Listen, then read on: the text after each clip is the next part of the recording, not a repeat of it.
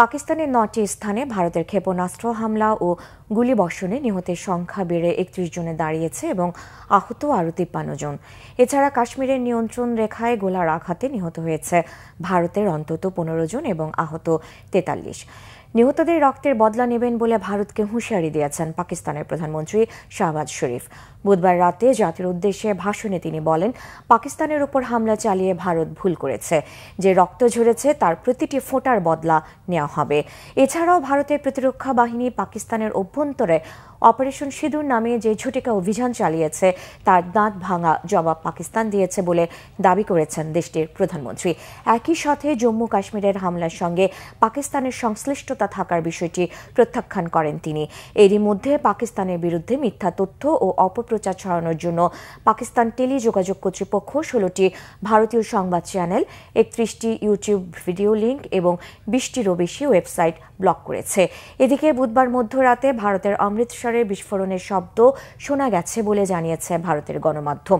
এই অবস্থায় অমৃতসরের বিভাগীয় প্রশাসন এলাকাটিতে আবারও ব্ল্যাকআউট শুরু করেছে। বাসিন্দাদের ঘরে থাকার নির্দেশ ভারত প্রশাসনের। এদিকে সংঘাত নিয়ে আলোচনার জন্য আজ সর্বদলীয় বৈঠক ডেকেছে ভারতের প্রধানমন্ত্রী নরেন্দ্র মোদী।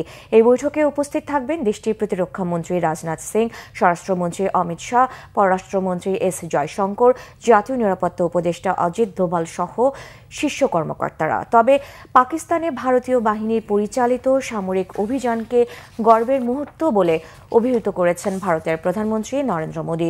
অভিযানটি সুপরিকল্পিতভাবে শেষ করায় ভারতের সেনাবাহিনীর প্রশংসাও করেন তিনি। ভারত ও পাকিস্তানের মধ্যে চলমান সংঘাতকে ভয়াবহ উল্লেখ করে তা অবিলম্বে বন্ধের আহ্বান জানিয়েছেন যুক্তরাষ্ট্রের প্রেসিডেন্ট ডোনাল্ড ট্রাম্প। সংঘাত থামাতে প্রয়োজনে দুই দেশকে সহায়তার আশ্বাস দিয়েছেন মার্কিন প্রেসিডেন্ট। তিনি বলেন, যুক্তরাষ্ট্র দুই দেশকে ভালোভাবে জানে। সবার আশা তারা এই সংঘাত দ্রুতই বন্ধ করবে। ওভাল অফিসে এই মন্তব্যের পাশাপাশি মার্কিন প্রেসিডেন্ট আরও জানান, যুক্তরাষ্ট্র যদি কোনোভাবে সাহায্য করতে পারে তাহলে অবশ্যই করবে। এদিকে মধ্যপ্রাচ্যের প্রভাবশালী দেশ ইরানও এই উত্তেজনা নিরসনে এগিয়ে এসেছে। ইরানের উপপররাষ্ট্রমন্ত্রী আব্বাস আরাকচি ভারতের রাজধানী নয়াদিল্লিতে পৌঁছেছেন। দুই দেশের পররাষ্ট্র বিষয়ক নীতি নির্ধারকদের সঙ্গে আলোচনা শেষে ইরান জানিয়েছে তারা ভারত ও পাকিস্তানের মধ্যে উত্তেজনা নিরসনে মধ্যস্থতা করতে প্রস্তুত। চলমান উত্তেজনা কমিয়ে আনার আহ্বান জানিয়েছেন শান্তিতে নোবেলজয়ী মালালা ইউসুফজাই। উত্তেজনা কমিয়ে আনতে দুদেশের প্রতি ঐক্য বজায় রাখার আহ্বান জানান তিনি। ছাত্র জনতার অভ্যুত্থানে আওয়ামী লীগ সরকার পতনের ৯ মাস পর দেশ ছাড়লেন সাবেক রাষ্ট্রপতি আব্দুল হামিদ।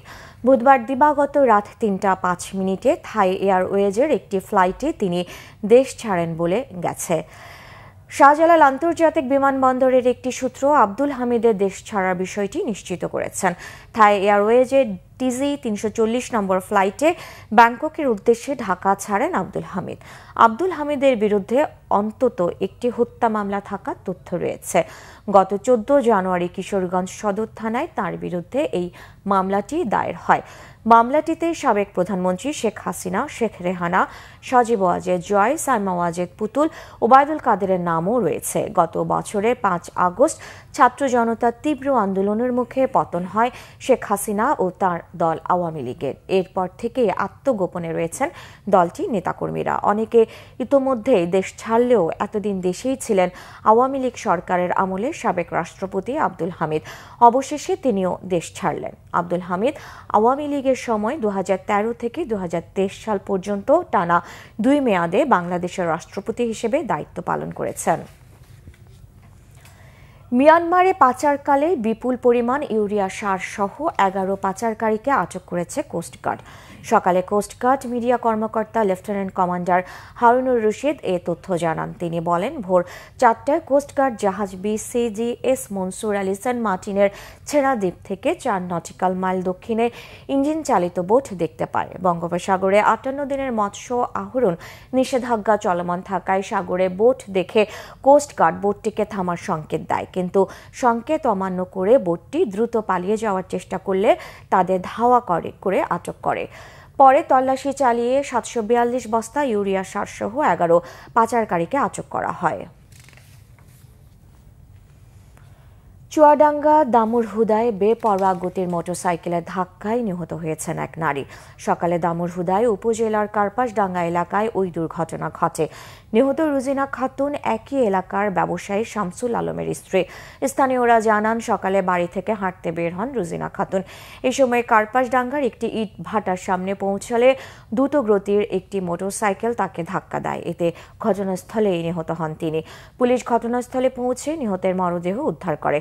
দুর্ঘটনার পর মোটরসাইকেল চালক হৃদয় আলীকে আটক ও জব্দ করা হয়েছে মোটরসাইকেলটি। এই ছিল এখনকার মতো। পরের সংবাদ বেলা 12টায় দেখার আমন্ত্রণ রইল। এছাড়া বাংলা ভিশন সংবাদ ও সংবাদ সংশ্লিষ্ট অনুষ্ঠান দেখতে ভিজিট করুন www.vvnews24.com ও facebook.com/banglavisionnews এবং সাবস্ক্রাইব করুন youtube.com/banglavisionnews। ধন্যবাদ।